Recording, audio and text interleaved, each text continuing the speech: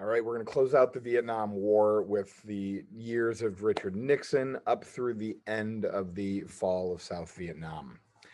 So, getting to the aftermath of Tet, in February of 1968, General William Westmoreland is going to call for about 200,000 additional troops from Lyndon Johnson in order to continue pushing back communist forces following the Tet offensive. Remember, after the initial surprise, the Tet offensive was actually a military defeat for the communists. And Westmoreland felt that he had them on the run and he just needed another 200,000 troops to break the back of the communist forces. Johnson, however, is concerned about the risks of escalating further. He already had 535,000 men in Vietnam. What would happen if we put even more in? Would it still result in no positive outcomes in the war? And so Johnson is also concerned about the implications for the 1968 presidential election. The war in Vietnam, especially after Tet, is becoming more unpopular. So he will reject that call. Later, he declines the Democratic nomination for president as well. In his final year in office, Johnson will begin negotiations with North Vietnam. The Americans have a desire to de escalate. This war has gotten bigger than the United States ever wanted. North Vietnam certainly wants an end to the bombing campaigns in the North, and they just suffered huge losses during the Tet Offensive. But it's South Vietnam that is apprehensive about negotiations for fears that negotiations will just result in the United States leaving, which would leave South Vietnam vulnerable to an attack from the North. Now, there is evidence that exists that the Nixon campaign was actually having communications with the government of South Vietnam in discouraging them from agreeing to any negotiated settlement and having them wait until after the election before making any decisions on that. This has been handled by historians, and it certainly does appear that the Nixon campaign was interfering in negotiations in 1968. With that 1968 election, the Democratic Party is thrown into some turmoil as Johnson is declining to run, and very popular candidate Robert Kennedy was assassinated in 1968. Ultimately, it will be Johnson's vice president, Hubert Humphrey, that gets the nomination and runs against Richard Nixon. Richard Nixon is promising an end to the Vietnam War if he is elected, all, as I said, while working to influence the current negotiations in South Vietnam. Richard Nixon defeated Herbert Humphrey in a relatively close race, though there was a wider electoral margin, and we know how that works out. When Richard Nixon is in office, he is looking for what he calls peace with honor in Vietnam. He wants an end to the Vietnam War, but he doesn't want it to seem like a defeat for the United States. He wants to be able to maintain a strong and stable South Vietnamese government. If South Vietnam falls, it would be viewed as a loss for the United States. This becomes a part of what Nixon rolls out as his doctrine, the Nixon doctrine, that nations are ultimately responsible for their own defense. The United States can assist, but nations ultimately need to be responsible for their own defense. This is a turn away from the earlier Truman doctrine, where the United States had this obligation to defend other nations. Now, nations are having to defend themselves. Now, Nixon's early years in office will see an initial escalation in bombing and even troop campaigns into neighboring Cambodia in hopes of breaking the supply lines to communists in the South and gaining those North Vietnamese concessions. That will be followed by what is called Vietnamization. Nixon's Vietnamization policy calls for turning over that primary responsibility for conducting the war in Vietnam to the South Vietnamese military, that ARVN, Army of the Republic of Vietnam.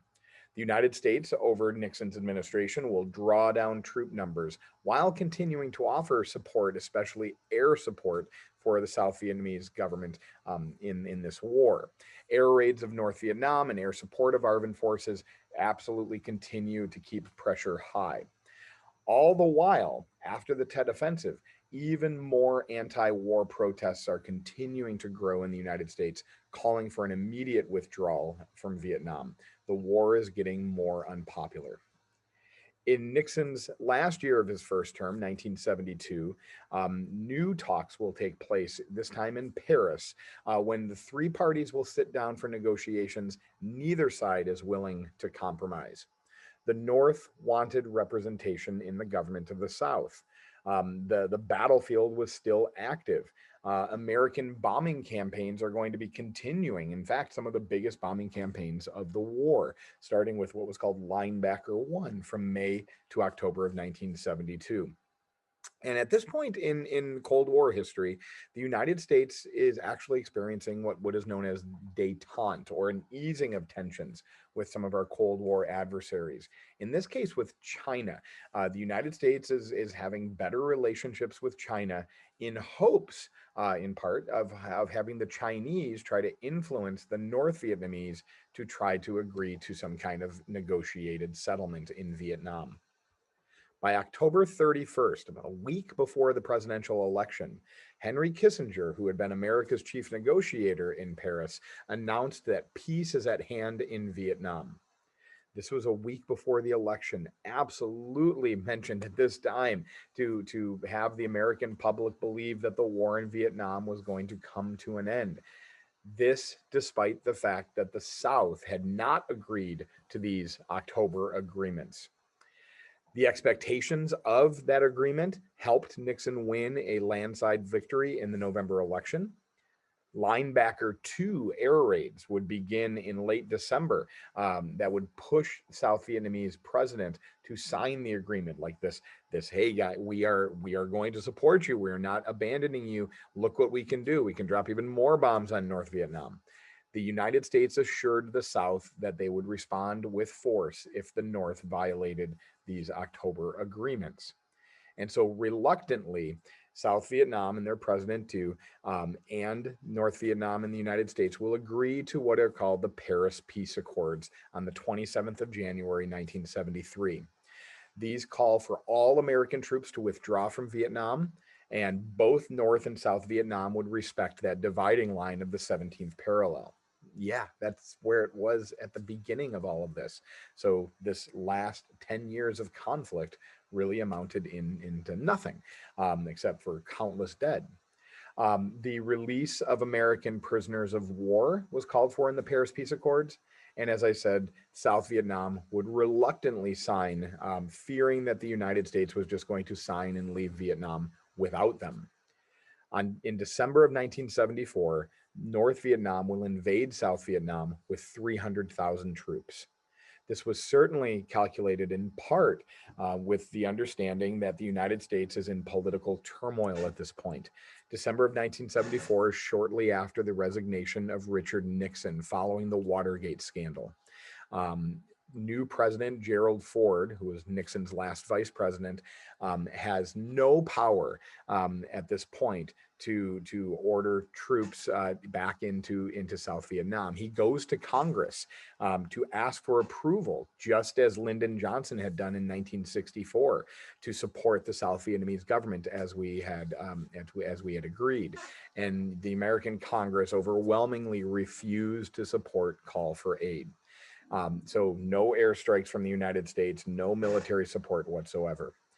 By April of 1975, Saigon will fall to communist forces. And here you see the famous picture of American officials and many South Vietnamese embassy workers escaping from the American embassy by helicopter in April of 1975.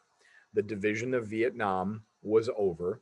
The communist government unified the nation. That capital of South Vietnam, Saigon, will become Ho Chi Minh City to this day. And thousands of Vietnamese government officials were either killed or sent to re-education camps.